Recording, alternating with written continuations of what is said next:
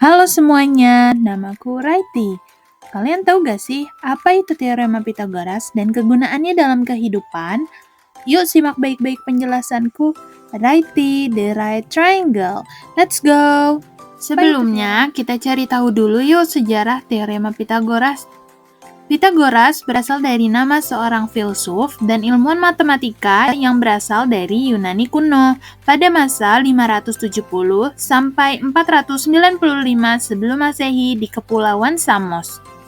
Sebenarnya, Bapak Pitagoras ini bukan merupakan penemu pertama dari teorema Pitagoras, karena teorema ini sudah digunakan sejak 1900 sampai 1600 sebelum Masehi oleh bangsa Mesir, Babilonia, dan Cina kuno mengenai relasi antar sisi pada segitiga siku-siku. Buktinya, bangsa Mesir tidak akan membangun piramida tanpa pengetahuan tersebut, bukan? Lalu, kenapa ya nama teoremanya ditetapkan dengan nama Pitagoras? Jawabannya, karena Pitagoras lah yang membawa pengetahuan ini ke peradaban Yunani kuno, serta telah membuktikannya secara sistematis. Oleh karena itu, nama Pitagoras diabadikan sebagai nama dari teorema ini. Lalu, apa ya yang dimaksud dengan teorema Pitagoras? Teorema Pitagoras menggambarkan hubungan antara panjang sisi-sisi segitiga siku-siku. Tepatnya, ia adalah suatu aturan matematika yang dapat digunakan untuk menentukan panjang salah satu sisi dari sebuah segitiga siku-siku.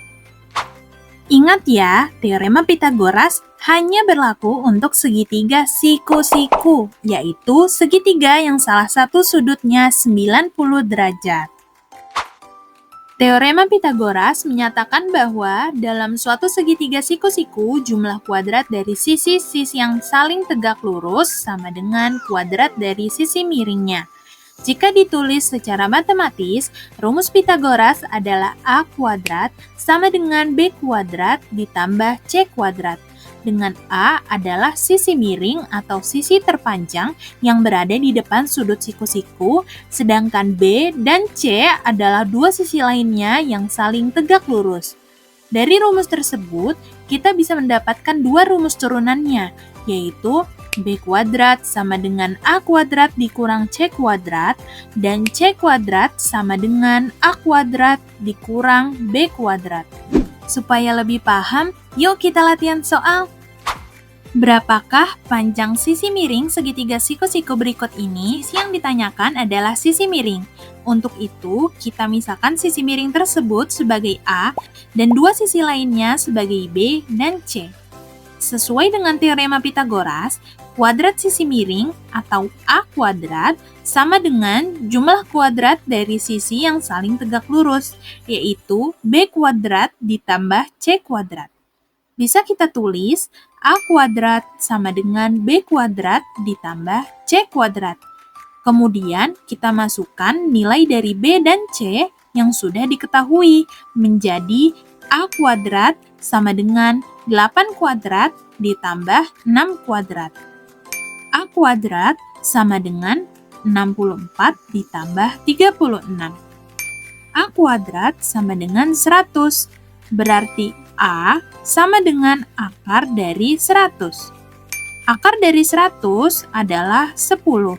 Jadi, panjang sisi miring segitiga tersebut adalah 10 cm. Lalu, apa saja ya kegunaan teorema Pitagoras dalam bidang matematika? Yang pertama, teorema Pitagoras dapat digunakan untuk menentukan jenis segitiga. Ada apa saja ya jenis segitiga? Yap, betul. Ada segitiga lancip yang semua sudutnya kurang dari 90 derajat, segitiga tumpul yang salah satu sudutnya di antara 90 derajat sampai 180 derajat, dan segitiga siku-siku yang salah satu sudutnya 90 derajat.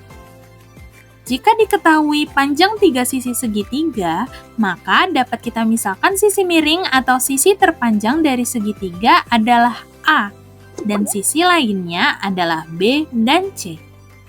Segitiga pertama termasuk jenis segitiga lancip jika A kuadrat kurang dari B kuadrat ditambah C kuadrat. Yang kedua, jenis segitiga tumpul bila A kuadrat lebih besar dari B kuadrat ditambah C kuadrat.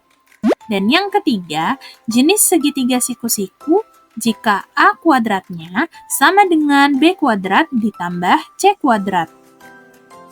Selanjutnya, Pythagoras juga dapat digunakan untuk menghitung tinggi segitiga, jajar genjang, trapesium, atau menghitung diagonal pada layang-layang dan belah ketupat. Dengan mengetahui tinggi atau diagonal dari bangun datar tersebut, kita juga dapat menghitung luas bangun datar. Dan Pythagoras juga digunakan untuk mencari tinggi dari limas sehingga dapat dihitung volumenya. Terakhir, pada tingkat SMA, teorema Pythagoras menjadi dasar untuk materi trigonometri. Lalu, bagaimana ya dengan kegunaan teorema Pythagoras dalam kehidupan sehari-hari? Ternyata, biasanya pengrajin kayu menggunakan Pythagoras untuk membuat kusen pintu dan jendela meja atau bingkai agar benar-benar membentuk sudut siku-siku. Kemudian, sebuah kapal laut dapat menentukan jalan terdekat ke suatu wilayah dengan Pythagoras. Hal yang sama juga dapat digunakan untuk navigasi pesawat. Ketinggian gedung pun dapat dihitung dengan rumus Pythagoras dengan cara yang sama. Bagaimana? Semoga dengan penjelasanku, Righty the Right Triangle akan menambah pemahaman dan wawasan kamu mengenai teorema Pythagoras. Sampai jumpa di pembelajaran berikutnya. Dadah!